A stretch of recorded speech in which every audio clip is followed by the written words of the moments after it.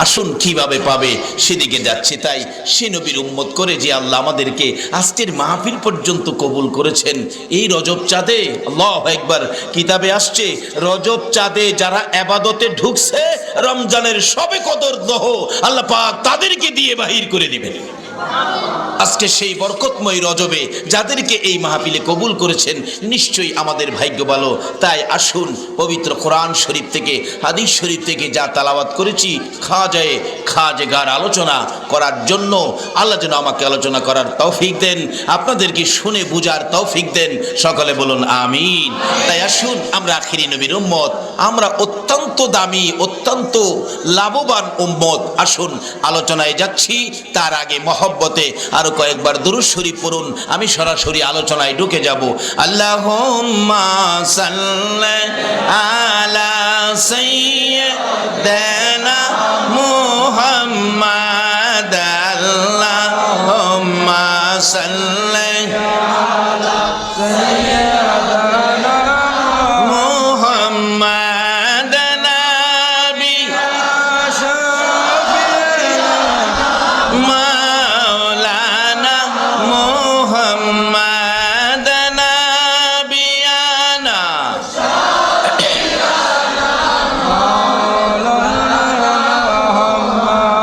জগতে পাগল কাবার জন্য, কাবা পাগল মাবুদের। জগতে পাগল কাবার জন্য, কাবা পাগল মাবুদের। হায়রে মাবুদ পাগল নবীর জন্য, নবী পাগল উম্মতের। হায়রে মাবুদ পাগল নবীর জন্য, নবী পাগল উম্মতের।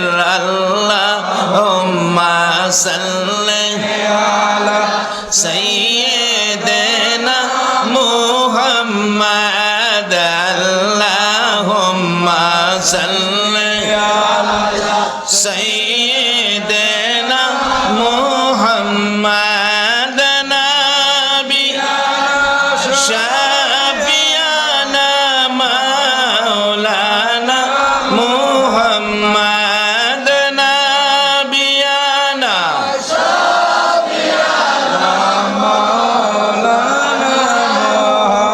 বালাগাল উলা বিকামালিহি কাশাফাদ দুজা বিজামালিহি আসনাত জামিউ খিসালিহি সাল্লাল্লাহু আলাইহি ওয়া আলিহি। আসুন আলোচনায় ঢুকি। আমি পবিত্র কোরআন শরীফ থেকে সর্বপ্রথম তালাওয়াত করেছি ইত্তাকুল্লাহ। আল্লাহ পাক আমাদের উদ্দেশ্যে ওয়াজ করেন তোমরা আমাকে ভয় করো। বলুন কাকে ভয় করতে বলছে? সবাই বলুন কাকে? কোন আল্লাহ চিনছেন নি? এই বডির মধ্যে জিনিসপত্র যা আছে সবগুলো কার দেওয়া? এর একটা জিনিস শ্বশুর বাড়ির থেকে যৌতুক পাইলেন, মামার বাড়ির থেকে ওয়ারিশ পাইলেন, এমন কোন নজির আছে কি? মাথার চুল থেকে পায়ের পাতা পর্যন্ত এ ভরির মধ্যে জিনিসপত্রগুলো কে দিলেন? সে আল্লাহ বলতেছেন তোমরা আমাকে ভয় করো। কারণ আল্লাহর ওলি হইতে গেলে আল্লাহর ভয় ছাড়া ওলি হওয়া যায় না। একজন ওলি কত বড় ক্ষমতাবান! আল্লাহু আকবার, কত বড় ক্ষমতাবান একজন ওলি!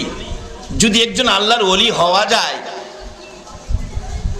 আমাদের বাংলাদেশের ঘটনা বলছি, আমাদের কিশোরগঞ্জের ঘটনা। একজন আল্লাহর ওলি যার নাম মাওলানা আব্দুল হেলিম হুসাইনি, যিনি আল্লাহকে ভয় করেন। আব্দুল হেলিম হুসাইনি একজন আল্লাহর ওলি, কিন্তু খাজা বাবার মতো তো নয়। খাজা বাবা যেমন আমাদের মধ্যে ওয়ার্ড কমিশনার আছে, তারপরে মেয়র আছে, ওয়ার্ড কমিশনার ওয়ার্ডে কাজ করে, মেয়র সারা সিটি কর্পোরেশনে কাজ করে, একজন এমপি বিরাট দায়িত্ব, তারপরে মন্ত্রী, প্রধানমন্ত্রী, জাতিসংঘের মহাসচিব। তো এরকম ছোটখাটো ওলি হলো মেয়র, যেমন সিটির কাজ করে, কমিশনার ওয়ার্ডের কাজ করে। আমাদের দেশে যে ওলিরা আছে তারা ওয়ার্ড কমিশনারের মতো দেশে কাজ করতেছে। শাহজালাল ইয়ামিনী রহমাতুল্লাহ আলাইহি মেয়রের কাজ করতেছে, জাতিসংঘের মহাসচিবের মতো কাজ করতেছে। খাজায়ে খাজগা গাউসে পাক আব্দুল কাদের জিলানী রহমাতুল্লাহ আলাইহি, জোরে জোরে কান সুবহানাল্লাহ। এই হিসাবগুলো আমাদের বুঝতে হবে। তাদের ডাকের উপর আমার আল্লাহ আমাদেরকে রহমত দেন, তাদের ডাকের উপর আল্লাহ আমাদের শান্তির ফাইসালা করেন, বিপদ মুক্ত করেন। সকলে বলুন আমিন। যাই হোক, বলতেছিলাম একজন ওলির ক্ষমতা কত, যারা আল্লাহকে ভয় করেছে। তার নাম আব্দুল হেলিম হুসাইনি। উনি একদিন তার এক মুরিদকে রাত্রে গভীর একটা চিঠি লিখে বলতেছেন, বাবা চিঠিটা নদীর ওই পার। বোঝানোর জন্য বলছি, মনে করুন আনোয়ারা থানায় পাঠাবে, কর্ণফুলী নদীর ওই পারে। তার বাড়ির থেকে ছোট্ট একটা নদী, বলছে নদীর ওই পারে আমার একজন বন্ধু আছে, বন্ধুর কাছে আমার চিঠিটা পৌঁছে দিয়ে আসো। ওই মুরিদ বলতেছেন, হুজুর রাত্রের বেলা তো নদীতে নৌকা পাওয়া যাবে না, নদী পার হব কিভাবে, রাত্র 1টা বাজে, সম্ভব হবে না, আমি সকালে যাব। আল্লাহর ওলি আব্দুল হেলিম হুসাইনি বলেন, না তোমাকে রাত্রেই যাইতে হবে। হুজুর নৌকা তো পাবো না। আরে বাবা তুমি যাও না। ও আল্লাহর ওলির নির্দেশে ওই মুরিদ চিঠি হাতে নিয়ে হাঁটতে শুরু করলো। হাঁটতে হাঁটতে নদীর ওই পারে আল্লাহর ওলির বন্ধুর বাড়িতে পৌঁছলো, কোনো নদী টদি পাওয়া গেল না। ডাকতেছে, হুজুর আমি যে আপনার বাড়িতে আসলাম, নদী কই, নদী তো পাইলাম না। আল্লাহর ওলি বলেন, বাবারে নদী তো নদীর জায়গায় আছে। কয় না হুজুর আল্লাহর কসম করে কই, আমি শুকনা দিয়ে হাইটাইছি, নদী পাই নাই। তাইলে তুমি থাকো, সকালে তোমাকে নদীটা আমি দেখাবো। হুজুর আমি থাকবো। ওই ওলি বলতেছেন, তুমি যদি নদীর কথা আমারে জিজ্ঞেস না করতা, আমিও তোমারে নদী ছাড়াই পাঠাইয়া দিতাম। এখন যখন জিজ্ঞেস করছো, তোমাকে নদী দেখাবো। সকালবেলা নাস্তা পানি খায়া রৌদ্র উঠে গেছে, পরিষ্কার হলো, আসতেছে, আয়সা দেখে নদীর ঘাটে মাঝিরা নৌকা নিয়ে বসে আছে। ওই ভদ্রলোক জিগায়, এই মাঝিরা তোমরা রাত্রে কোথায় আছিলা? ওই লোকটা কি কইরে, রাত্রে কই থাকবো, নৌকায় আসিলাম। নৌকা কই আসছিল বলো? কই নৌকা তো পানিতে থাকে, নদীতে থাকে। নদী কই আসছিল বলো? সবাই দৌড়ছে, তারে মাথায় ভানি দে, এই কই নদী বলে কই আসছিল। কই আল্লাহর কসম করে বলি, আমি রাত্রে হাইটা হাইটা পার হয়ে গেছি, নদী টদি আমি দেখি নাই। একজন আল্লাহর ওলি, বাংলাদেশের ওলি যদি নদীর উপরে শুকনা রাস্তা করে আপনাকে পার করে দিতে পারে, বলুন খাজায়ে খাজগা যিনি আতায়ে রাসূল, রাসূলের নির্দেশে যিনি হিন্দুস্তানের জমিনে আসছে, ইনি কি প্রয়োজন হলে ফুল সিরাতের ফুল পর্যন্ত পার করে দেওয়ার ক্ষমতা রাখে কিনা? আজকে সেই খাজায়ে খাজগার আলোচনা হবে। আপনারা কি সেই খাজার পক্ষে সময় দিতে রাজি আছেন? সকলে পারবে না, যার ভাগ্য ভালো সেই পারবে। কারণ খাজার পক্ষে সময় দেওয়া মানে জাহান্নামের আগুন থেকে মুক্তি পাওয়া। তার বাস্তব খাজা বাবা ছোটকালেই খাজা উসমান হারুনির কাছে মুরিদ হয়েছেন, বাইয়াত গ্রহণ করেছেন। খাজা উসমান হারুনি এত বড় বুজুর্গ ছিলেন, ছোটকালেই খাজায়ে খাজগা বেলায়েতের উচ্চ স্তরে পৌঁছে গেলে একদিন বলতেছিলেন, এই মঈনুদ্দিন পরীক্ষা করতেছেন মঈনুদ্দিনকে, মঈনুদ্দিন ওই যে আগুন পূজারীরা আগুনের পূজা করে, তুমি একটু আগুন নিয়ে আসো আমার জন্য। মঈনুদ্দিন আগুন আনতে গিয়ে বলতেছেন, আমার হুজুর কেবলা আগুন চাইছে, একটু আগুন দেবেন। আগুন পূজারীরা বলেন, বাবারে আগুন তো দেওয়ার জন্য নয়, আমরা পূজা করি। খাজা মঈনুদ্দিন বলে, আগুনের পূজা করেন কেন? আগুনের পূজা না করে আগুনের মালিকের পূজা করেন। বাচ্চা তখন, আগুনের মালিকের পূজা করেন। বাবারে আমরা আগুনের পূজাই করি। তাহলে আপনার একজন আগুনের ভিতরে যান তো, আগুনের ভিতরে যান। সবাই কয় এ কি পাগল নাকি ছেলেটা, আগুনের ভিতরে কি যাওয়া যায়? আগুনে তো পুইরা ছাই ছাই করে দিবে। খাজা মঈনুদ্দিন বলেন, তাহলে আমি তো আগুনের পূজা করি না, আগুনের মালিকের পূজা করি, আমি একটু আগুনে যাই। সবাই কো ছেলেটা কি পাগল নাকি, আগুনে গেলে তো মারা যাবে, পুরে শেষ হয়ে যাবে। ঠিক আছে আপনারা দেখেন আমি আগুনের ভিতরে ঢুকি। খাজা মঈনুদ্দিন চিশতি রহমাতুল্লাহ আলাইহি আস্তে করে আগুনের ভিতরে ঢুকে গেলেন। ইব্রাহিম আলাইহিস সালামকে নমরুদ আগুনে ফেলাইলো। আল্লাহ পাক নোটিশ করে কোরআন শরীফ, কুলনা ইয়া নারু কুনি বারদাও ওয়া সালামান আলা ইব্রাহিম। আল্লাহর নোটিশে আগুন ঠান্ডা হয়ে ফুল বাগিচা হয়ে যায়। আখিরি নবীর উম্মত খাজা মঈনুদ্দিন আতায়ে রাসূল আগুনের ভিতরে ঢুকলো, নোটিশ ছাড়াই আগুন ফুল বাগিচা হয়ে গেল। আমরা আখিরি নবীর উম্মত, আমাদের দাম অতি বেশি, কিন্তু আজকে সেই নবীর উম্মত বিশ্বজুড়ে আজকে অধপতন কেন? সেই নবীর সাথে সম্পর্ক, বেলায়েতের ওলিদের সাথে সম্পর্ক ছেড়ে দেওয়ার কারণে মুসলমানদের অধপতন। রাসালাতের প্যাকেটের ভিতরে ঢুকুন, না হয় বেলায়েতের প্যাকেটে ঢুকুন, কোনো বিপদ আপনাকে পাবে না। একজন বেলায়েতের ওলির হাত কত পাওয়ার, কত লম্বা, কত শক্তি! আল্লাহু আকবার বলুন। সামনে আসতেছে, উনি আগুনের ভিতরে বসে আছে। কিছুক্ষণ পর আগুন থেকে বাহির হইয়া আগুনের পূজা করে এক ঠাকুর সাহেবের ছেলে কোলে নিয়ে দেখতেছিলেন। ঠাকুরের কুল থেকে বাচ্চাটাকে নিয়ে আসলেন।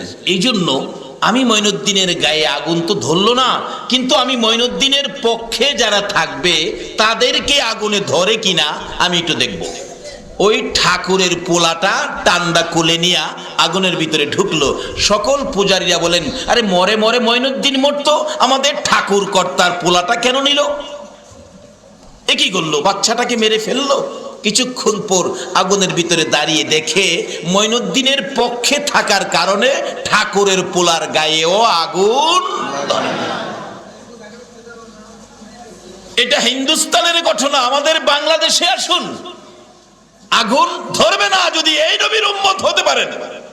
ভাটি এলাকায় মাহে রমজানে, রমজান মাসে এক হিন্দু ভদ্রলোক বিকালবেলা বাজার করে গুড়ের মাখা মুড়ি, গুড় দিয়া যে মাখে মুড়ি, দেখেন নাই যেটা মোয়া কয়, মোয়া, এই মোয়া বাচ্চাকে কিনে দিলেন রমজান মাসে বিকালবেলা।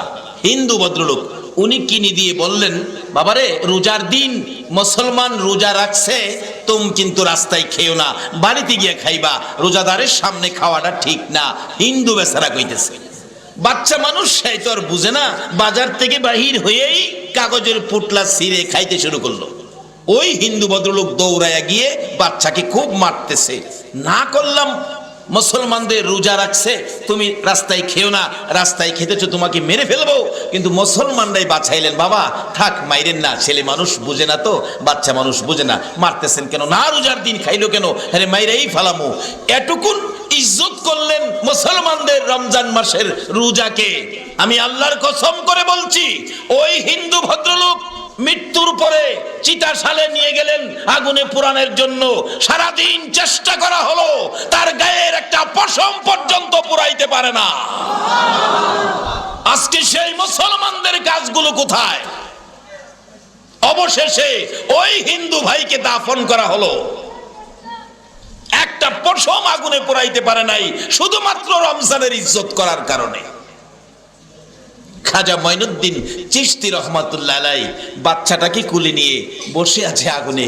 অনেকক্ষণ পর বাহির হলেন। হিন্দুরা টাইনাটানি করে দেখতেছে, হাই হাই বাচ্চাটারও কিছু হলো না, চেক করে দেখি তো। খাজা মঈনুদ্দিনের পক্ষে থাকার কারণে হিন্দু ভদ্রলোকের ছেলের গায়ের একটা পশম পর্যন্ত আগুনে ধরে নাই, অবশেষে চেক করে দেখে একটা পশমও পড়ে নাই। ওই মজলিসে ইতিহাস লেখে 850 হিন্দু ছিলেন, আগুন পূজারী ছিলেন।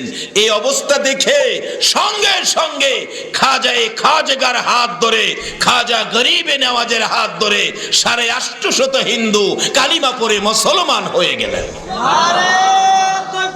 আল্লাহ ইয়া রাসূল ইয়া গাউসুল আজম জিন্দাবাদ জিন্দাবাদ। মাশাআল্লাহ। বাবারা ভাইয়েরা, হিন্দুর ছেলে যদি খাজার পক্ষে গেলে আগুনে না ধরে, তাইলে আজকে যারা খাজার স্মরণে আয়োজন করেছেন, যারা খাজাগার আলোচনা শোনার জন্য চারদিক কষ্ট করে দাঁড়িয়ে আছেন, বসে আছেন, আল্লাহ কি এই খাজার উসিলাই নবীর প্রেম ভালোবাসার খাতিরে আল্লাহ কি আমাদেরকে জাহান্নামের আগুন থেকে মুক্তি দিতে পারে না? অবশ্যই পারে। কিভাবে পারবে আরো সামনে আসতেছে। আসুন আলোচনায় যাই। এই অলিদের প্রথম আমল হলো ইত্তাকুল্লাহ। ওই রকম অলিদের প্রথম আমল হলো ইত্তাকুল্লাহ। তারা এই আমল করে, ভয় করে কাকে বলুন? অলি হইতে গেলে প্রথম নাম্বারে আমলে আসতে হবে কার ভয়? কিরকম ভয়? হাক্কাত তুকাতি, সঠিক ভয়, উচিত ভয়। আমরা তো ভয় করি, নামাজে গেলে ভয় করি, দোকানে আবার সরিষার সাথে সয়াবিন মারি। নামাজে গেলে ভয় করি, মাঠে গেলে ক্ষেতের লাইল কাটি। নামাজে গেলে ভয় করি, অফিসে গেলে ঘুষ খায়। এই চরিত্র সোনার বাংলার সোনার মানুষের আছে কিনা বলুন? বাবারে, এই জন্য আল্লাহর দুনিয়ায় আমার আল্লাহ পাঠায় নাই। দুনিয়াটা কার? কার দুনিয়ায় থাকেন? সে আল্লাহ বলেছে ইত্তাকুল্লাহ, তোমরা আমাকে ভয় করো, হাক্কা তুকাতি, সঠিক ভয়, ভয়ের মতো ভয়। যদি ভয়ের মতো ভয় করতে পারেন, তাহলে খাজা মঈনুদ্দিনের মতো ক্ষমতা আপনারও হবে। খাজা মঈনুদ্দিন যেই নবীর উম্মত, আমরাও ঠিক। খাজা মঈনুদ্দিন যেই কালিমা পড়েছে, আমরাও ঠিক। একটা অক্ষরও বেশকম নাই। বেশকম থাকলে চরিত্রের মধ্যে আছে। খাজা বাবা ভয় করেছে আল্লাহকে, ভেজাল করে নাই দুনিয়াতে। আমরা ভয় করি না আল্লাহকে, ভেজাল ছাড়ি না দুনিয়াতে। আপনারা বাবা গেসুদারাস কেল্লা শহীদের ক্যাসেট শুনেন, চট্টগ্রাম থেকে শুনেন না? কেল্লা বাবার গান শুনেন নাই? গেসুদারাস কেল্লা শহীদ, ওই আখাউড়ার কেল্লা শহীদ মাজারের খাদেম বংশের একজন বড় অফিসার। উনি আমাকে প্রশ্ন করেছেন, হুজুর আপনারা তো মসজিদ করেন, এতিমখানা করেন, মাদ্রাসা করেন, একটা পাগলখানা তো কেউ করলেন না। পাগলগুলো কি আল্লাহর মাখলুক না? একটা পাগলখানা তো কেউ করেন না আপনারা। আমি প্রশ্নের জবাব দিতে পারলাম না। বলুন, সমস্ত পৃথিবী জুড়ে এই পাগলগুলো কোথায় গিয়ে ঠাঁই পায় বলুন? অলিদের সকল পাগলগুলো যে দেখেন অলিদের মাজারে পড়ে আছে। উনি আমাকে বললেন, মসজিদ করলেন, মাদ্রাসা করলেন, এতিমখানা করলেন, একটা পাগলখানা তো আপনারা করলেন না। কিন্তু পাগলগুলো তো আল্লাহর মাখলুক, আল্লাহর শ্রেষ্ঠ মাখলুকের মধ্যে তারাও। কিন্তু তাদের তো কেউ জায়গা দেয় না, সবাই তো পাগলদেরকে তাড়ায়। কিন্তু সমস্ত পৃথিবীর আল্লাহর ওলিরা মাটির নিচে শুয়েও এই পাগলগুলোকে আশ্রয় দিয়ে খাবারের ব্যবস্থা করেছে কিনা বলুন? আজকে যায়া দেখেন আজমিরিতে লক্ষ লক্ষ মানুষ খাচ্ছে, বড় পাতিলে রান্না হইতেছে, লক্ষ লক্ষ মানুষ খাইতেছে। বলুন, খাওনগুলোর আয়োজন হয়েছে কার উসিলাই? কার উসিলাই? আল্লাহর উসিলাই বলে। এই এলাকায় কি আর ওয়াজ হয় নাই? 2 নম্বর ওয়াজ হয়েছে এখানে, ওয়াজ হয়েছে 2 নম্বর ওয়াজ। বাবারা, কথাগুলো বুঝার চেষ্টা করেন। এই দুনিয়া আমাদের নয়। বলুন, দুনিয়ার মালিক কে? আল্লাহ রাব্বুল আলামিনের ওলিরা যেই জায়গায় শুয়েছে, এই জায়গায় খাজা বাবার উসিলাই দেখেন, খাজা বাবার উসিলাই আজমির শরীফের মাজারের চারপাশে হাজার হাজার মানুষ ব্যবসা করে বেঁচে আছে, লক্ষ লক্ষ মানুষ এই খাজার উসিলাই খাওয়ার ব্যবস্থা হয়ে গেছে। তাহলে কি আল্লাহর ওলি আমাদের ক্ষতি করলো না উপকার করলো? ওই রকম ওলিদের পক্ষে থাকা আমাদের দরকার আছে কিনা? বলতেছিলাম বাংলাদেশের ওলির কথা। তবে আজকের ওয়াজ বাংলাদেশে নয়, আজকের ওয়াজ যাব সুলতানুল হিন্দ খাজেগা আতাই রসুল খাজা গরিবে নেওয়াজের আলোচনায় যাচ্ছি। আপনাদের একটু লম্বা হলে কষ্ট হবে না তো? আসুন আমি যাচ্ছি। আল্লাহর ওলি খাজা বাবা আল্লাহকে ভয় করতেন কিনা বলুন? আল্লাহকে ভয় করতেন কিনা? তার সাথে সাথে ভয়ের পরে আরেকটা দাবি আছে। সেই দাবিটা কি? ইয়া আইয়ুহাল্লাযীনা আমানু দুখুলু ফিস-সিলমি কাফা, তোমরা পুরাপুরি ভাবে ইসলামের মধ্যে ঢুকো। পুরাপুরি ভাবে কিসে ঢুকতে হবে? খাজা মঈনুদ্দিন চিশতি রহমাতুল্লাহ আলাইহি ইসলামের মধ্যে ঢুকেছে কিনা বলুন? যদি আল্লাহকে ভয় করে পুরাপুরি ইসলামে ঢুকতে পারেন তাহলে আপনার শানে কোরআন শরীফে ঘোষণা হয়ে গেছে। কি ঘোষণা? আলা ইন্না আউলিয়া আল্লাহ লা খাউফুন আলাইহিম ওয়ালা হুম ইয়াহজানুন। তারা আমার বন্ধু। আল্লাহ বলেন নিশ্চয়ই আমার বন্ধু যারা, আমার ওলি যারা, তাদের কোথাও কোনো ভয়, কবরে নাই, মৌতে নাই, হাসরে নাই, মিজানে নাই, কোথাও কোনো ভয় নাই। বলুন আল্লাহর ওলি ছাড়া ভয় নাই এই শব্দ মৌলানা সাহেবের উপর আছে কিনা? নাই। মৌলানা সাহেবের উপর নাই, ইমাম সাহেবের উপর নাই, বক্তা সাহেবের উপর নাই, ডিসি সাহেবের উপর নাই, এমপি সাহেবের উপরে নাই, মন্ত্রীর উপরে নাই, সেনাবাহিনীর প্রধানের উপরে নাই, বুশের উপরে নাই, জাতিসংঘের মহাসচিব উপরে নাই। শুধু একজনের উপরে আছেন যাদের কোনো ভয় কোথাও নাই, তারাই হলো আল্লাহর ওলি। আর এই আকাশ জমিন হইল সৃজন নবীর কারণে। বলুন, আকাশ জমিন হইল সৃজন নবীর কারণে, সেই জমিনে খেলে আল্লাহর ওলি গনে। হায়রে সেই জমিনে খেলে আল্লাহর ওলি গনে। আকাশ জমিন হইল সৃজন নবীর কারণে, আকাশ জমিন হইল সৃজন নবীর কারণে, সেই জমিনে খেলে আল্লাহর ওলি গনে। হায়রে সেই জমিনে খেলে আল্লাহর ওলি গনে। যাইয়া দেখো হিন্দুস্তানে শত শত ওলি গনে, যাইয়া দেখো হিন্দুস্তানে শত শত ওলি গনে। প্রেমের রশি বাঁধছে তারা মদিনার শনে, প্রেমের রশি বাঁধছে তারা মদিনার শনে, সেই জমিনে খেলে আল্লাহর ওলি গনে। হায়রে সেই জমিনে খেলে আল্লাহর ওলি গনে। দেখলে খাজা বাবার খেলা আসে গনের বারে জ্বালা, দেখলে খাজা বাবার খেলা আসে গনের বারে জ্বালা। আইনা সাগর শুকিয়ে দেই বসে নির্জনে, আইনা সাগর শুকিয়ে দেই বসে নির্জনে, সেই জমিনে খেলে আল্লাহর ওলি গনে।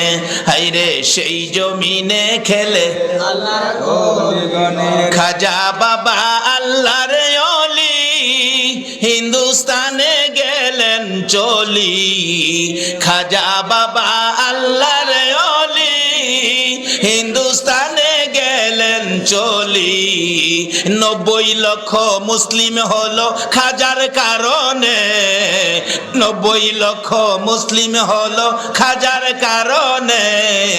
সেই জমিনে খেলে আল্লাহর ওলিগণে, হায়রে সেই জমিনে আকাশ জমিন হইল সৃজন নবীর কারণে, আকাশ জমিন হইল সৃজন নবীর কারণে। সেই জমিনে খেলে আল্লাহর ওলিগণে, হায়রে সেই জমিনে খেলে আল্লাহর ওলিগণে। বাবা আমরা আজকে খাজেগা স্মরণে আয়োজিত মাহফিলে আজকের এই রাত্রে লক্ষ লক্ষ মানুষ খাজা বাবার দরবারে হাজিরা দিয়েছে। আমরা আজমিরি যাইতে পারি নাই, বাংলার জমিন থেকে ওই হাজিরার সাথে আমরা সময়টা মিলিয়ে দিলাম। আল্লাহু আকবার বলুন। আজকে যাইয়া দেখেন আজমিরিতে আজকের এই রাত্রে খাজার দরবারে যদি মুসলমানের পিছনে আমার রাসূল, আর সেই রাসূলের পিছনে আছে কে? আরো জোরে বলুন কে? এখন তো রেডিমেড শক্তি হয়ে গেছে, কেউ এদিকে কেউ সেদিকে, কেউ এই ইসলাম কেউ সেই ইসলাম। কোন ইসলামের পক্ষে আমার আল্লাহ নয়, আল্লাহ হলো শান্তির ইসলামের পক্ষে। বলুন আল্লাহ কোন ইসলামের পক্ষে? যে ইসলামে বোমাবাজি নাই, যে ইসলামে মেশিন গান নাই, যে ইসলামে জঙ্গিবাদ নাই, সেই ইসলামের পক্ষে হলেন আমার আল্লাহ, সেই ইসলামের পক্ষে হলেন রাসূল, সেই ইসলামের পক্ষে হলেন খাজেগা। ইসলাম শব্দের অর্থই হলো কি বলেন না যে, নাকি অশান্তি? ইসলাম শব্দের অর্থ আগুন পূজারীদেরকে এই অবস্থা করেছে। খাজা উসমান হারুনি বলেন, মঈনুদ্দিন আমি তোমাকে পরীক্ষা করেছি, নিশ্চয়ই তুমি বেলায়েতের উচ্চ স্তরে পৌঁছে গেছো। আসো খানায় কাবায় গিয়ে আমার আল্লাহর সামনে, আল্লাহর ঘরের সামনে তোমাকে হাজিরা দিয়ে আল্লাহর দরবারে তোমাকে কবুল করে নিয়ে আসি, আল্লাহর দরবারে তোমাকে হাজিরা দিয়ে নিয়ে আসি।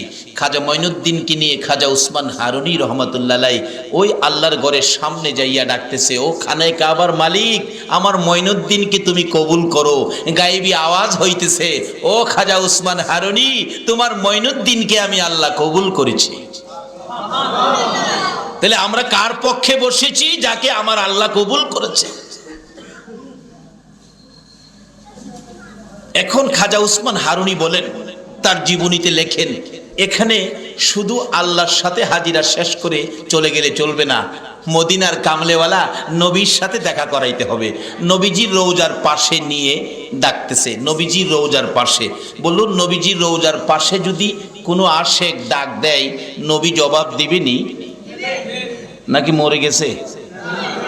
আপনাদের আকীদা বিশ্বাস কি? নবী কি মৃত নবী না জীবিত নবী? নবী ইচ্ছে করলে এখনো উম্মতের কিছু দিতে পারবে কিনা? তার বাস্তবতায় আসুন। নবীজির একজন আশেক ছিলেন, নবীজির রওজার পাশে গিয়ে পড়ে আছে, নবী গো আপনি না খাওয়াইলে আমি খাবো না, আপনি না খাওয়াইলে আমি খাবো না। নবীজি বলতেছেন, ও পাগল, আমি না খাওয়াইলে খাবি না? আমার চুলায় কি এখন রান্না হয়? হ্যাঁ রান্না হয় না, তুই খাবি না? রান্না তো নাই। ওই আশেক বলতেছেন, রান্না টান্না বুঝি না, আপনি না খাওয়াইলে আমি খাবো না। কি করব, না খাইয়া থাকতে থাকতে একেবারে দুর্বল হয়ে গেছে। এটা কোনো দলের আলেমের অস্বীকার করার কোনো ক্ষমতা নাই। হেরা জানে কিন্তু মানে না। অবশেষে রাত্রে একদিন নবী পাক উম্মতের কান্ডারি দরদি নবী 2টা রুটি ওই আশেকের হাতে দিয়ে গেলেন। স্বপ্নে ঘুমের ঘরে 2টা রুটি পাইলেন। আমরা স্বপ্নে অনেক সময় অনেক কিছু পাই না, খালি পাই খাই না, কত কিছু খাই। এক বেচারা স্বপ্নে দেখে দেশি মুরগির রান, চিকন চাউলের পোলাও। কি খাওয়া রে স্বপ্নে।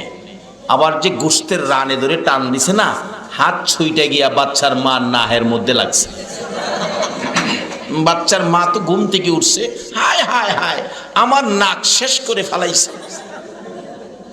এই চিল্লানিতে বেচারির ঘুম ভাঙছে। কিছে বাতি জ্বালাইছে, কুপির বাতি, বিদ্যুৎ ছিল না। কিছে? তুমি তো আমার নাক ফাড়াইলেছো। দেখ নাক ফাড়াইলে ফাড়াইছি, যা একটা খাউন খাইছি।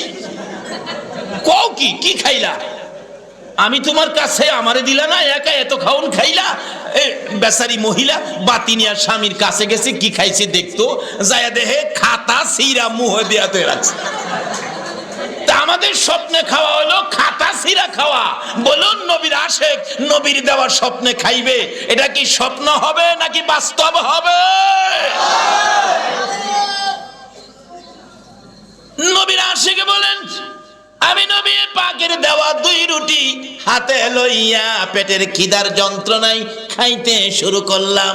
খাইতে খাইতে 1 রুটি খাইলাম, আরেক রুটির অর্ধেক রুটি খাইলাম।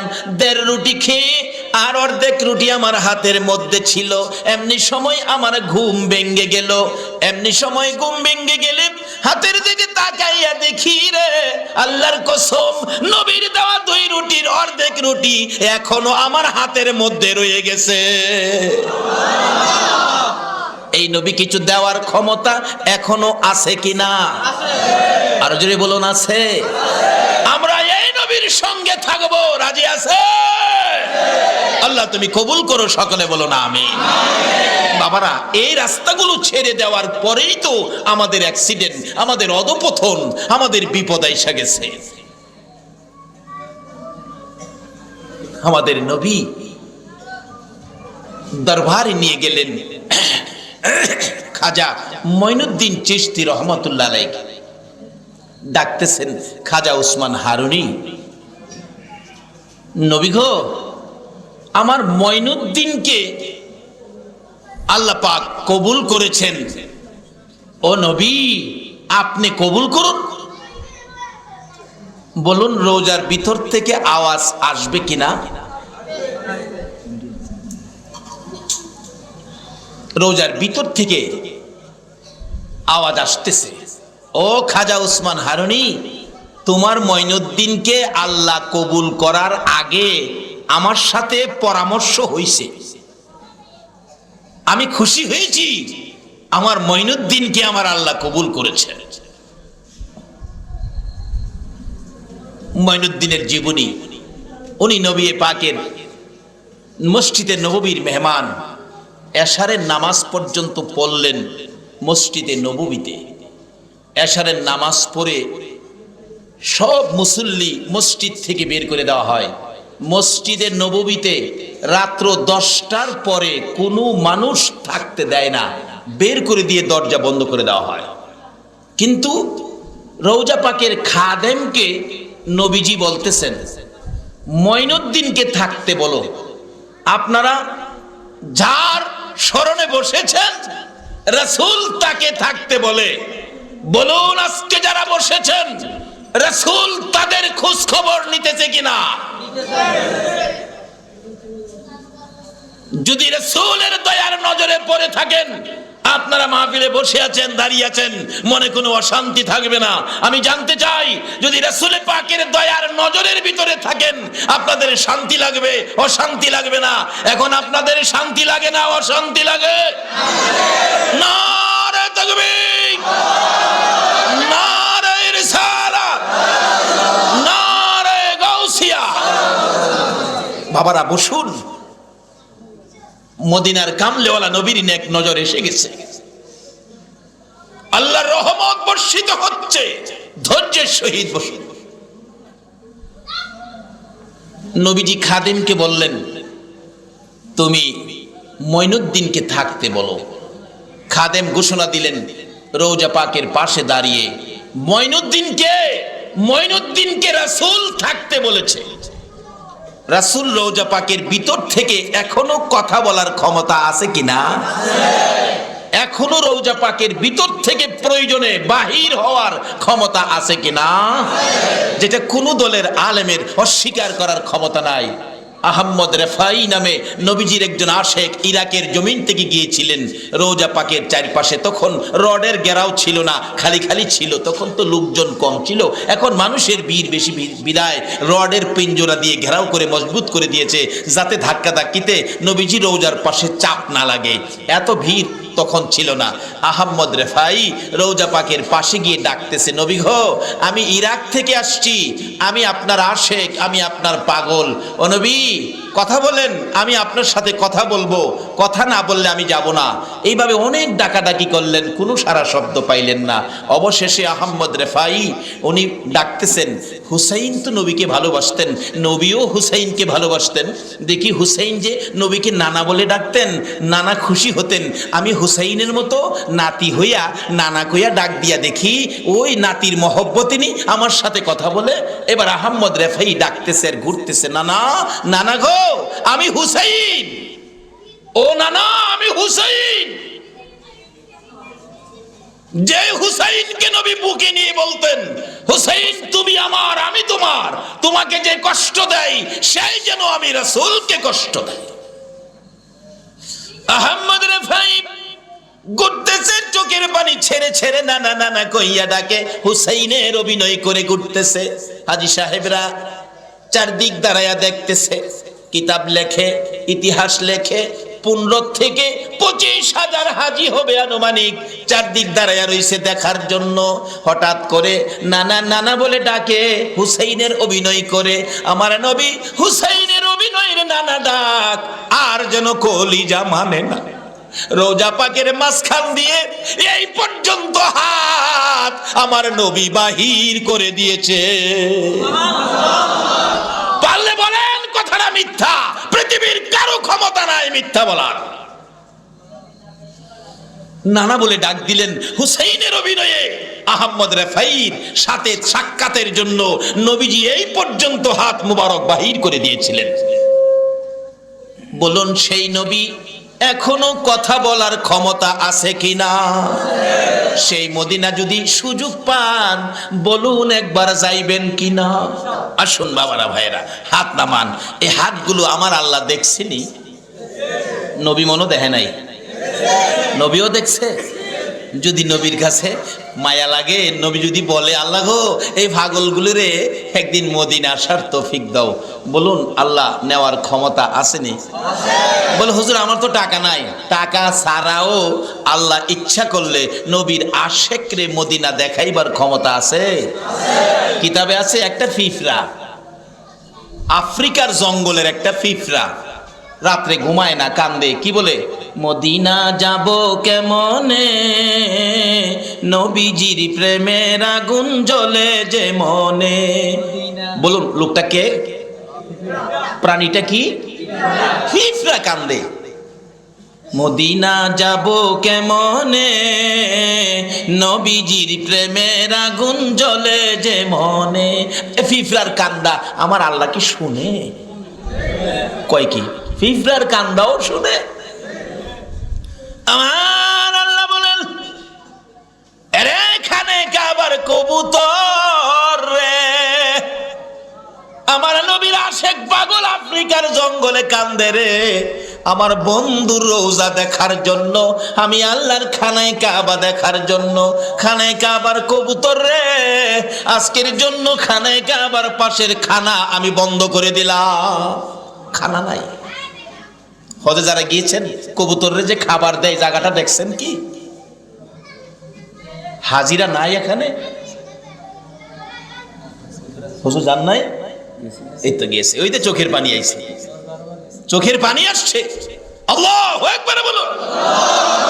রাসূলের ভালোবাসার কোন ব্যক্তি যদি চোখের পানি ছাড়ে, এই চোখের পানি আল্লাহর আরশের চাইতেও দামি হয়। এই চক্ষুওয়ালাকে জাহান্নামের আগুনে ধরবে না। একটা জায়গা আছে, কবুতররে খাবার দেয়, গম দেয়, হাজার হাজার কবুতর নাইমা খায়। মক্কাতেও আছে, মদিনাতেও জান্নাতুল বাকির পাশে এই কবুতরে খাবার দেওয়ার জায়গা আছে। আমি নিজেও 1 রিয়াল টাকার গম কিনে মদিনাতে কবুতরকে দিয়েছি। মক্কাতে দেই নাই, মদিনাতে দিয়েছি।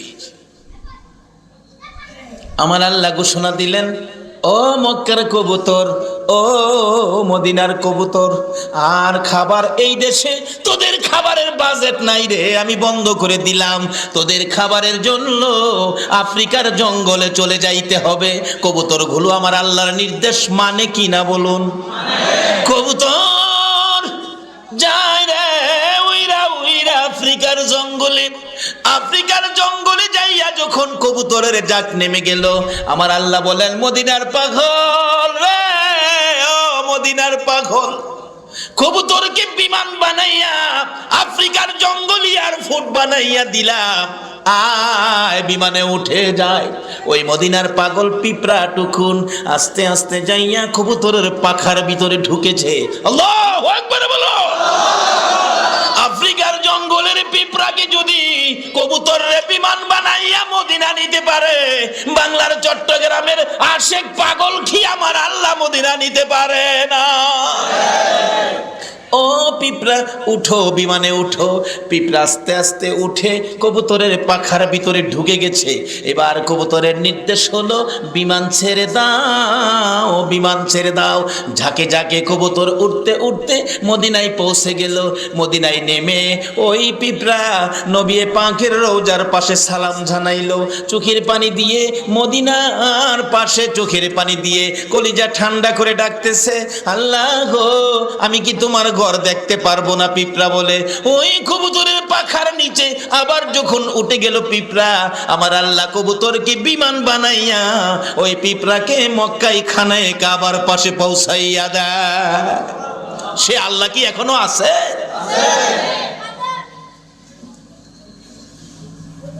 আছে কই? থাকলে দিয়ে আমাদের বিপদ যায় না। আল্লাহ আছে ঠিকই, কিন্তু আমরা আল্লাহরে চিনি না। চিনেছে আল্লাহর ওলিরা। তাই বলতেছিলাম, লম্বা হয়ে গেছে, কষ্ট হইতেছে আপনাদের। খাজা মঈনুদ্দিন চিশতি রহমাতুল্লাহ আলাইহি নবী পাকের রওজার পাশে নবীজি বলতেছেন, মঈনুদ্দিনকে থাকতে বলো। বলুন, আজকের মাহফিলে হাজার হাজার মানুষ, আমি যদি ডাইকে কই আব্দুল মালেক মাহফিলের পরে থাকবেন, আব্দুল মালেক, আচ্ছা মালেক নামের যারা আছে সবাই তো আসবে, আসবে না? কারণ আমি তো কোন মালেক, কোন জায়গার মালেক, বাপের নাম কি, এ কথা তো বলি নাই। শুধু বলেছি মালেক থাকবেন। দেখবেন কয়েকজন মালেক। এখানে কি মালেক একজন হবে? মালেক নামের আসেননি কেউ? মালেক আছে? মালেক নাই? কে হাত তুলেন তো, মালেককে দেখি না। ওই যে এইদিকে আছে একজন, এইদিকে আছে আরেকজন, দুইজন তো হয়ে গেলাম। আর লক্ষ লক্ষ মানুষের মধ্যে বলুন, মঈনুদ্দিন কি একজন হবে না আরো মঈনুদ্দিন আছে? কিন্তু ঘোষণা হলো মঈনুদ্দিনকে থাকতে বলো। নবীজি রওজা পাকের খাদেম ঘোষণা দিলেন, মঈনুদ্দিন কে? মঈনুদ্দিন থাকেন। এখন তো শত শত মঈনুদ্দিন আয়েশা দাঁড়াইছে, হুজুর কেন ডাকছেন? হায় হায়, রাসূল বলছে মঈনুদ্দিনকে, তাহলে একজনের দিকে ইঙ্গিত করেছে। এখন তো শত শত মঈনুদ্দিন, এখন সমস্যায় পড়ে গেছে। খাদেম আবার গিয়ে বলেন, ইয়া রাসূলুল্লাহ, কোন মঈনুদ্দিনকে বলেছেন? রাসূল বলেছেন মঈনুদ্দিন চিশতি। এখন ঘোষণা হলো মঈনুদ্দিন চিশতিকে, অর্থাৎ চট্টগ্রামের মঈনুদ্দিনকে। এখন ক্লিয়ার হয়ে গেল না?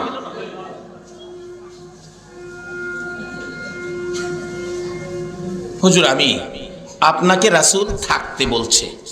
নবীজি রওজার পাশে তখন গেরাও ছিল না, রডের গেরাও ছিল না, রওজার পাশে বসায়া খাদেম সহ চলে গেলেন। খাদেমও চলে গেছে, এখন কেউ নাই, দরজা জানালা বন্ধ। মঈনুদ্দিন, খাজা মঈনুদ্দিন চিশতি রহমাতুল্লাহ আলাইহি বলেন, আমি রওজার পাশে চুপ করে বসে আছি।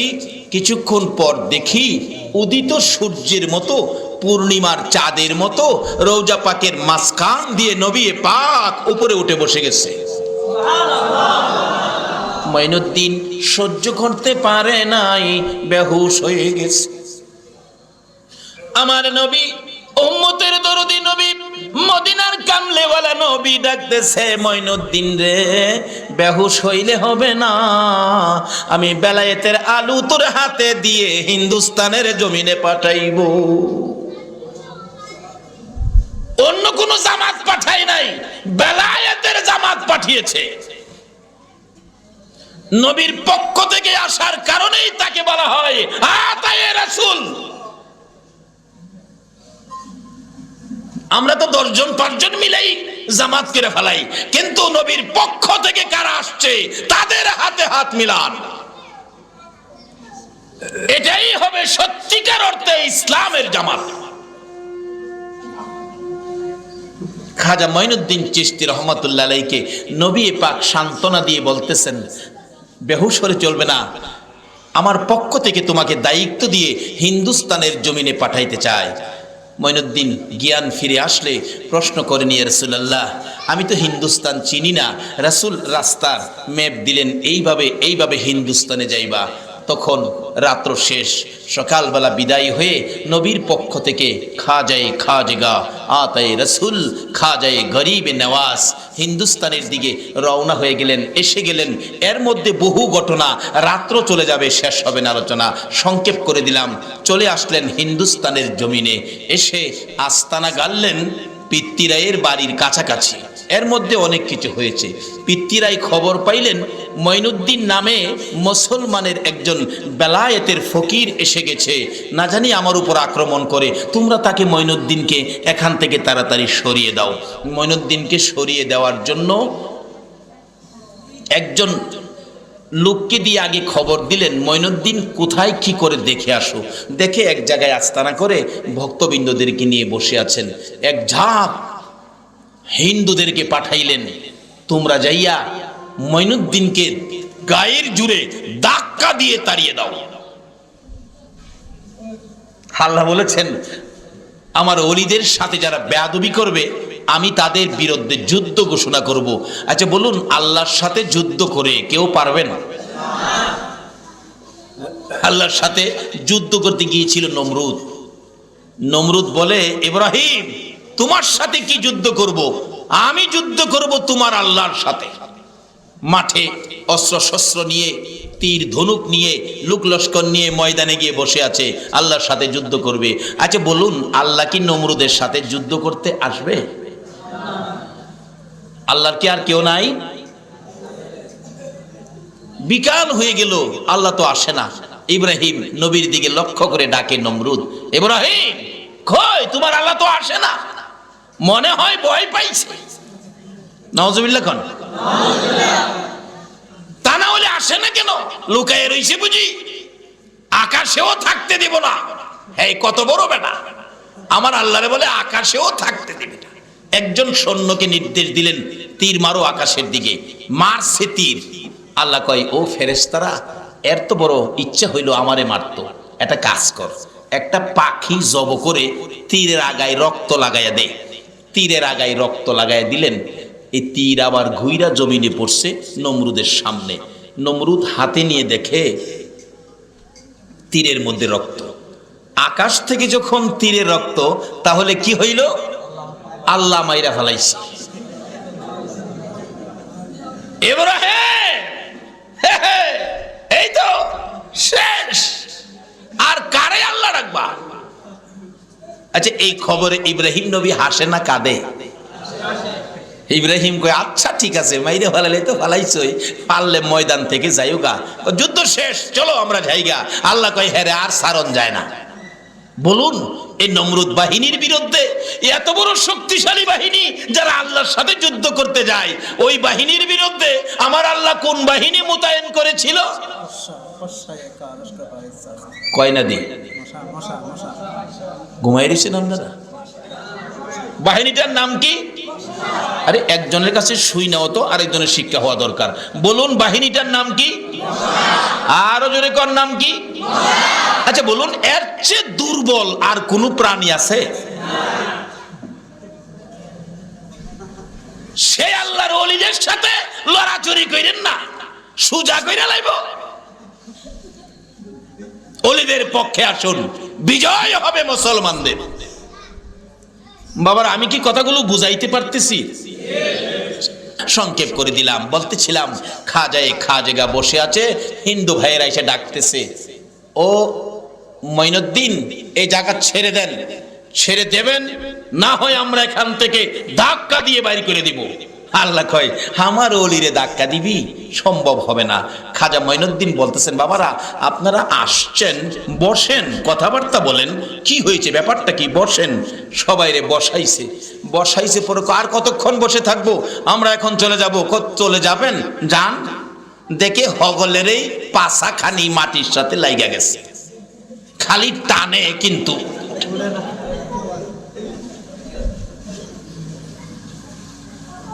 এটা কি ওলিদের কারামত? ওলিদের বিশ্বাস হয়নি? না হইলে ঈমান নাই। কারণ নবী বলছেন কারামাতুল আউলিয়ায়ে হাক্কুন, ওলিদের কারামত সত্য। এই কথা যদি কেউ অবিশ্বাস করেন, আপনার ঈমান নষ্ট হয়ে যাবে। ঈমান নষ্ট হয়ে গেলে টুপির দাম নাই, দাড়ির দাম নাই, নামাজের দাম নাই, রোজার দাম নাই, হজের দাম নাই, মৌলভী সাহেবের দাম নাই, কোন সাহেবের দাম নাই। বন্দুক আছে, গুলি নাই, এই বন্দুকের কোনো দাম আছে? গুলি হইল ঈমান। বাবারা কষ্ট হইতাছে আপনাদের? খাজাই বলেন বসেন, বসছে আর উঠতে পারে না, এই যে টানাটানি করে উঠতে পারে না। আরো কিছু লোক পাঠাইছে, খবর দেখে আসো ব্যাপার কি। আইছে কিছু লোক, কি ব্যাপার, কি ব্যাপার, এরা এটা করতেছে কেন? বাবা তোমরাও বসো। বসলে আর উঠতে পারে না। এইভাবে আরো লোক পাঠাইছে, বসো, বসলে আর উঠতে পারে না। অবশেষে পিতৃরাই কয় ব্যাপারটা কি? একজন গুপ্তচর পাঠাইছে, তুমি কাছে যাইও না, দূর থেকে দেখো। দূরে যায় দেখ খালি টানাটানি। কি ব্যাপার রাজামশাই, অবস্থা ভালো না, টানাটানি। কই কি হ্যাঁ, তুমি কাছে গেছো? কাছে গেলে আমারেও টানাইবো। আপনি যাই দেখেন, আপনারেও টানাই। তখন টানাটানি আর কত করবে, কাহিল হয়ে গেছে। একজন বলেন, হুজুর আমাদেরকে মাফ করে দেন, আমরা আর আপনারে ক্ষতি করার জন্য আসবো না, যাও তোমাদেরকে মাফ করে দিলাম। বলুন টানাটানি আছে? ছুটে গেছে, ছুটে গেছে। এই জন্য এখনো গেলাম ওই রকম ওলিদের কাছে মুসলমান যায় কিনা বলুন? এক কিসিমের ভাইয়ের আছে ফতোয়া দেয়, মাজারে যাউন শিরিক, মাজারে যাউন বেদাত। দেখেন না যুক্তি দেয়, মাজারে লাল নিশান দিয়ে রাখছে, এখানে যাওয়া যাবে না, লাল নিশান দিয়ে রাখছে, এখানে যাওয়া যাবে না। আসলে লাল নিশান দেওয়ার অর্থ যাওয়া যাবে না এইটা বুঝাইছে না, এরা বুঝেই না। এখানে লাল নিশান দেওয়ার অর্থ হলো আল্লাহর ওলির কাছে বেয়াদবের সহিত আইসো না, আদবের সহিত আসো। লাল নিশানের অর্থ হলো বেয়াদবি করে আসো না, আদবের সহিত আসো। তার বাস্তবতায় আসুন, দেখবেন ৩৩,০০০ ভোল্টেজের কারেন্টের তার আপনাদের চট্টগ্রামে সাপ্লাই দিবে। বলুন কিসের মাধ্যমে দেয়?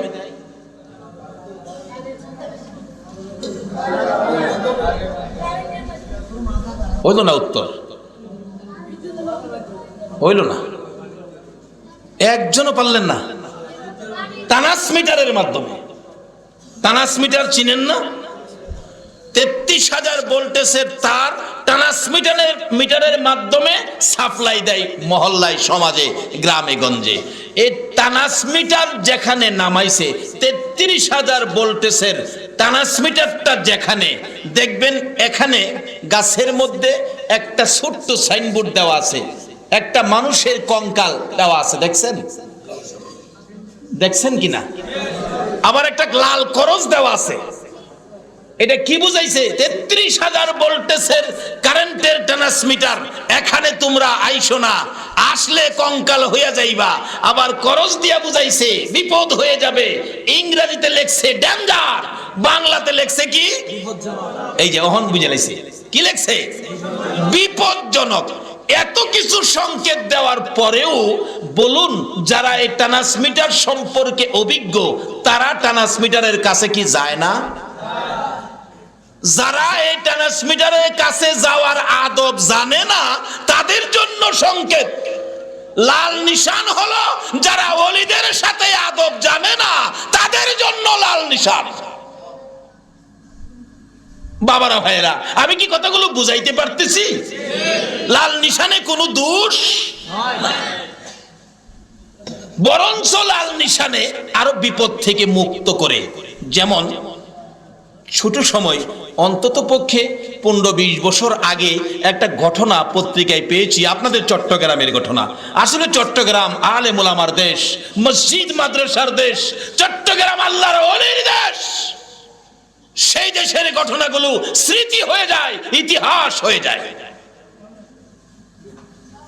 সম্ভবত 2000 লাইনে, রেল লাইনে 2000 রেল লাইন আছে না, 2000 রেল লাইনের ডাকাতেরা ডাকাতি করার জন্য একটা রেল কাইটা ছুটাইয়া রাখছে। ট্রেন অ্যাক্সিডেন্ট হবে, লোকজনের কাছ থেকে ডাকাতি করবে। কিন্তু ঘটনাক্রমে ট্রেনটা ওই সময় যায় নাই, দিনের বেলা হয়ে গেছে, সকালবেলা ট্রেন যাচ্ছে। একটা বাচ্চা ছেলে দেখতেছে রেল লাইনটা কাটা, বাচ্চা ছেলে দেখতেছে ট্রেন আসতেছে, লাইনটা তো নাট বল্টু নাই, গাড়িটা পড়ে যাবে, বিপদ হবে। ওই বাচ্চা ছেলেটা দৌড়ায় যায়া তার দাদির লাল রঙের একটা পেডিকুট ছিল, লাল রঙের পেডিকুট। হ্যাঁ জানে লাল দেখাইলে গাড়ি থামবে। আপনাদের চট্টগ্রামের ইতিহাস বলছি।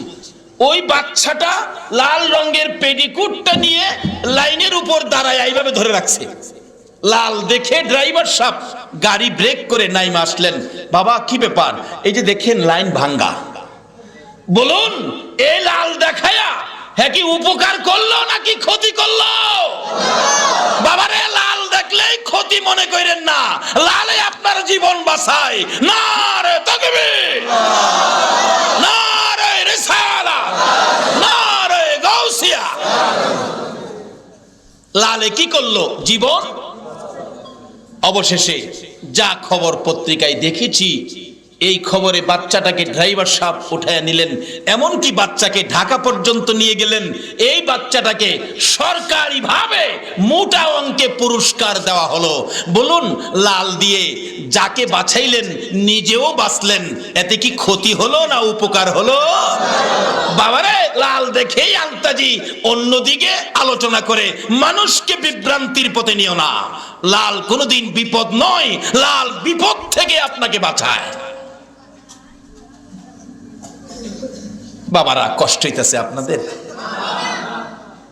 খাজা মঈনুদ্দিন চিশতি রহমতুল্লাহ আলাইহি লোকজন আসে, চলে গেলেন। অবশেষে আরেক গ্রুপ পাঠাইলেন। এই গ্রুপ তো মুসলমান হয়ে গেলেন, লম্বা হয়ে যাচ্ছে, সংক্ষেপ করে দিচ্ছি। আরেক গ্রুপ পাঠাইলেন বন্দুক দিয়ে, বাঁশের বন্দুক ছিল তখন। বন্দুক দিয়ে পিত্তিরাই বলছে তোমরা যাও, কমান্ডারকে স্যার আমি, তুমি হুকুম দিবে, একই সাথে আক্রমণ করবে, মঈনুদ্দিনকে উড়াইয়া দিবে। নবীর পক্ষ থেকে আসছে, আল্লাহর ওলি, এরা বলে উড়াইয়া দিব। কি বলেন, সম্ভব হবে? পাহাড়ের উপর থেকে চারদিক ঘেরাও করে বন্দুক ফিট করছে, বাঁশের বন্দুক। খালি কমান্ডিং অফিসার বলতেছেন ফায়ার, ফায়ার বলার সাথে সাথে সকল সৈন্যরা বলে হুজুর আমরা চোখে দেখি না। চোখ হগলতের কি হলো? অন্ধ। এটা কি অলিদের? অলিদের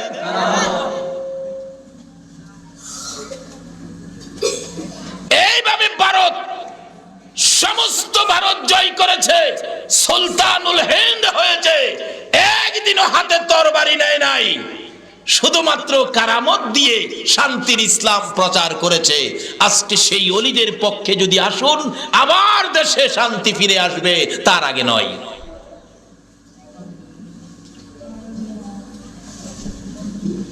কমান্ডিং অফিসার কয় কি ব্যাপার? কয় চোহে দেখি না। কয় তোরা দেহস না? আমিও দেখি। খাজা বাবা মাপ চাই, চোখ খুলে গেল। কয় শুন, খবর পৌঁছা। পিত্তিরাই কয় কইবার আগে গুলি ছাইরা দিবি, অর্ডার দিবার আগেই গুলি ছাইরা দিবি। অর্ডার দিবার আগে কমান্ডিং অফিসার বলেন আমি বলার আগেই গুলি ছাইরা দিবি। এই নিয়ত করে খালি বলার বাও করছে, এমনি সৈন্যরা কয় কমান্ডিং অফিসার কমন কইরেন না, আমরা দেখি না। কি ব্যাপার? অবশেষে সবাই বলতেছেন মঈনুদ্দিন মাফ করে দেন। মাফ করে দিল। কয় আর গুলির অর্ডার দিয়েন না, যেই মঈনুদ্দিনের দিকে গুলির নিয়ত করলে চক্ষু অন্ধ হয়ে যায়। আমরা এই মঈনুদ্দিনের হাত ধরে মুসলমান হয়ে গেলাম। অবশেষে একটা সুন্দরী মেয়েকে পিতৃরায়ের মা পরামর্শ দিলেন, বাবা মঈনুদ্দিনের দুর্বল করতে হলে একটা কাজ করো, কি একটা সুন্দরী মেয়েকে উলঙ্গ করে সুন্দর করে সাজায়া মঈনুদ্দিনের সামনে পাঠিয়ে দাও। সুন্দরী মেয়ে একটা অলির কাছে পাঠাইলেন। অলির মনটাকে এদিক সেদিক করতে পারলে মঈনুদ্দিনকে দুর্বল করা যাবে, মুসলমানকে শেষ করা যাবে। তাইলে তুমি পারো। একটা সুন্দরী মেয়ে আইনা পাঠাইয়া দিলেন। নাচতে নাচতে গান গাইতে গাইতে মঈনুদ্দিনের সামনে গিয়ে দাঁড়াইলেন। মঈনুদ্দিন একটা নজর দিলেন। অলিদের নজরের মধ্যে পাওয়ার আছে কিনা বলো? অলির নজর নেক নজর। একটা নজর দেওয়ার সাথে সাথে এই মহিলাটা 30 পারা কোরআনের হাফেজ হয়ে গেল।